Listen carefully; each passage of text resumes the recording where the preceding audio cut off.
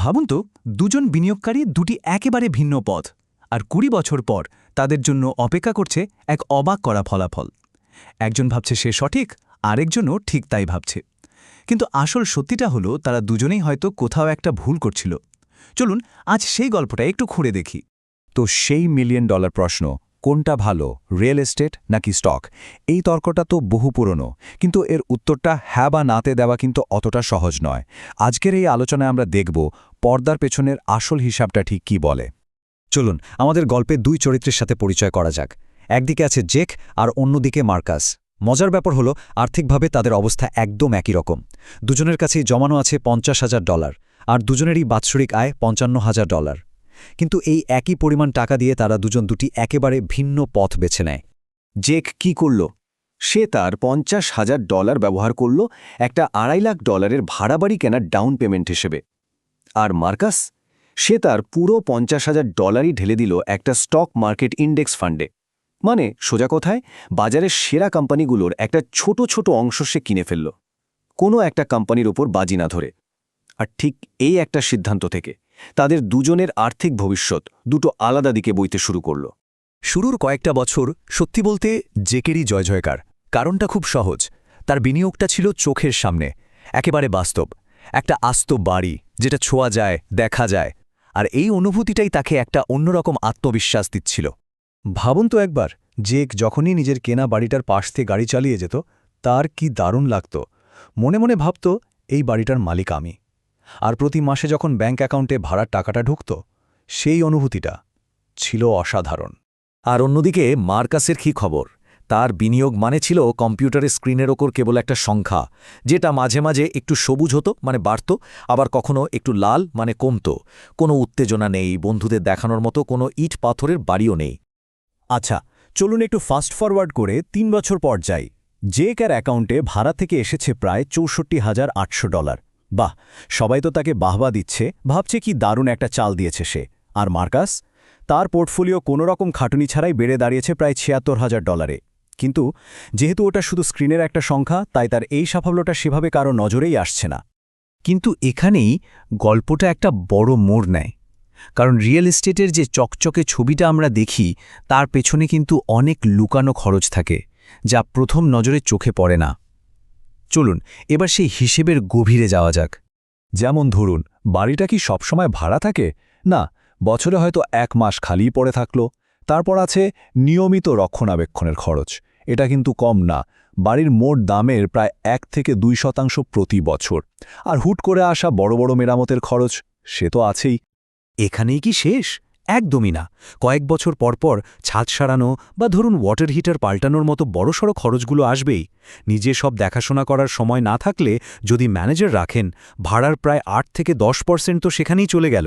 আর সবচেয়ে বড় ভয়, যদি একজন খারাপ ভাড়াটে জোটে, ব্যাস 1 বছরের পুরো লাভটাই হয়তো শেষ। তো সব মিলিয়ে 3 বছর পর জেকের আসল লাভটা কত দাঁড়ালো? দেখুন, তার মোট আয় হয়েছিল প্রায় $17,000 মতো। কিন্তু সেখান থেকে প্রপার্টি ট্যাক্স, ইন্স্যুরেন্স, মেরামত আর বাড়ি খালি থাকার খরচ এইসব বাদ দেওয়ার পর তার পকেটে ঢুকেছে মাত্র $2,000 মতো। যে অঙ্কটা বাইরে থেকে এত বড় মনে হচ্ছিল, ভেতরের খরচের ধাক্কায় সেটা কতটা ছোট হয়ে গেল ভাবা যায়। আচ্ছা, এবার চলুন একটা বড় লাফ দিই। একেবারে 20 বছর পর, এতদিন ধরে দুটো আলাদা পথে হাঁটার পর জেক আর মার্কাস শেষ পর্যন্ত কোথায় গিয়ে দাঁড়ালো, সেই অবাক করা সত্যিটা দেখার সময় এখন। সময় গড়ানোর সাথে সাথে কিন্তু খেলার ছবিটাও বদলেছে। প্রথম কয়েক বছর জেক নিজেকে বিজয়ী ভাবলেও 7 বছর পর থেকে মার্কাসের বিনিয়োগে কম্পাউন্ডিং বা চক্রবৃদ্ধি সুদের জাদু কাজ করতে শুরু করে। 10 বছরের মাথায় দেখা গেল তারা আশ্চর্যজনকভাবে প্রায় একই জায়গায় দাঁড়িয়ে। কিন্তু আসল খেলাটা তো হলো 20 বছর পর, এবং এটাই হলো সেই অবিশ্বাস্য ফলাফল। 20 বছর পর তাদের দুজনের মোট সম্পদের পরিমাণ প্রায় সমান।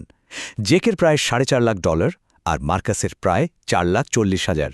মানে এত বছরের খাটুনি, এত টেনশন, ঝক্কি ঝামেলার পর ফলাফলটা প্রায় একই। ব্যাপারটা সত্যিই ভাবার মতো, তাই না? তাহলে দেখা যাচ্ছে আসল পার্থক্যটা কিন্তু টাকার অঙ্কে নয়, আসল পার্থক্যটা হলো তাদের যাত্রাপথে। জেকের এই সম্পদ বানাতে লেগেছে শত শত ঘন্টার পরিশ্রম আর মানসিক চাপ। তার সব ডিম ছিল একটাই ঝুড়িতে, মানে একটাই সম্পত্তিতে। আর মার্কাস, তাকে শুধু অপেক্ষা করতে হয়েছে, বলতে গেলে কোনো সময়ই দিতে হয়নি, আর তার বিনিয়োগ ছিল অনেকগুলো কোম্পানিতে ছড়ানো। কিন্তু দাঁড়ান, গল্পটা এখানেই শেষ নয়। মুদ্রার তো আরেকটা পিঠও আছে। মার্কাসের পথটা যে একেবারে মসৃণ আর ঝুঁকিমুক্ত ছিল তা কিন্তু নয়।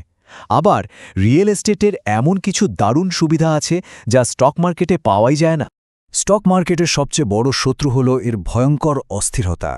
ভাবুন তো, 2008 সালের অর্থনৈতিক সংকটের সময় মার্কেট এক ধাক্কায় 37% পড়ে গিয়েছিল। নিজের সমস্ত সঞ্চয়কে চোখের সামনে এভাবে গলে যেতে দেখা, এটা সহ্য করা মানসিকভাবে ভীষণ কঠিন। আর এই ভয়েই কিন্তু অনেকে পানির দামে স্টক বিক্রি করে বিশাল লোকসান করে ফেলে।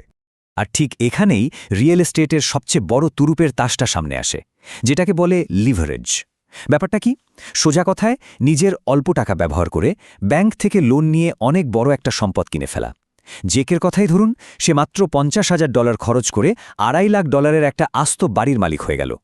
এই যে অন্যের টাকা, মানে ব্যাংকের টাকা ব্যবহার করে নিজের সম্পদকে কয়েকগুণ বাড়িয়ে নেওয়ার ক্ষমতা, এই সুবিধাটা স্টক মার্কেটে সাধারণত মেলেও না। শুধু তাই নয়, রিয়েল এস্টেটে আরও কিছু দারুণ সুবিধা আছে, যেমন মর্টগেজের সুদের ওপর ট্যাক্স ছাড় পাওয়া যায়, আবার বাড়ির ক্ষয়ক্ষতি বা ডিপ্রিসিয়েশন দেখিয়েও ট্যাক্স বাঁচানো যায়, আর সবচেয়ে বড় কথা হলো প্রতি মাসে ভাড়ার মাধ্যমে একটা নিয়মিত আয়ের সুযোগ তো থাকছেই। এই সুবিধাগুলো স্টক মার্কেটে পাওয়া বেশ কঠিন। তাহলে এই পুরো আলোচনা থেকে আমরা কি শিখলাম? দেখুন, বিতর্কটা আসলে রিয়েল এস্টেট বনাম স্টকস নিয়ে নয়।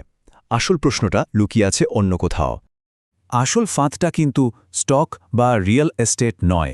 আসল ফাঁদ হল নিজের পরিস্থিতি, সময় দেওয়ার ক্ষমতা আর মানসিক চাপ নেওয়ার ইচ্ছে, এই সব কিছু ঠিকঠাক হিসাব না করে যে কোনো একটাকে সেরা ভেবে ঝাঁপিয়ে পড়া। একজনের জন্য যেটা সোনা, সেটা আরেকজনের জন্য বালিও হতে পারে।